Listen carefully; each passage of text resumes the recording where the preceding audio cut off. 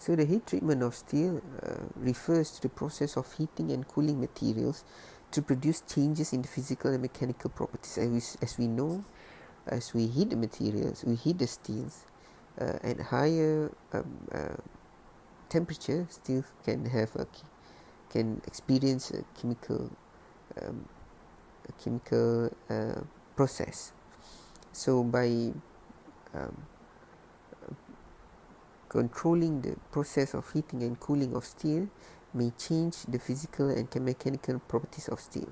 So the first method of heat treatment is normalizing. It's a technique used to produce uniformity in grain size and composition throughout an alloy.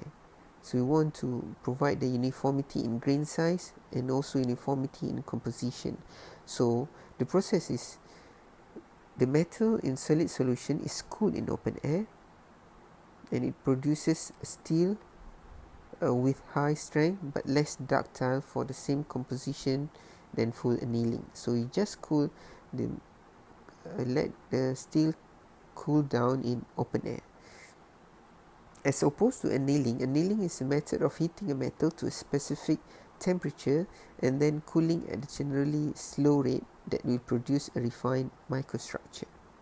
So you heat the metal, but you control the cooling rate, which is generally slow, so that the material, the microstructure of steel can have ample time to produce more refined microstructure. So no drastic cooling, such as normalizing, which is cooled in open air. So annealing, you control the rate of cooling so that you produce a refined microstructure, which is often used to improve the machinability of metal, to soften a metal for cold working, or to enhance properties like electrical conductivity. So electrical conductivity relate to the microstructure, and then also the steel is more ductile, so you can use it for cold working, where you want to reshape the metal without applying any heat.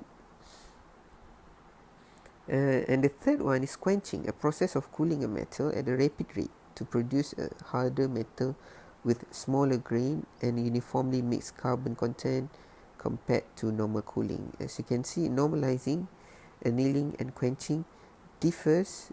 They differ in terms of cooling. So when you cool in open air, it's normalizing. When you cool the steel in slow rate, it's annealing. And when you cool down the steel at rapid rate, is quenching, where you have a harder metal instead of ductile metal in annealing. So you have a harder metal and a more carbon content, but in a uniform, mixed uniformly. So in the second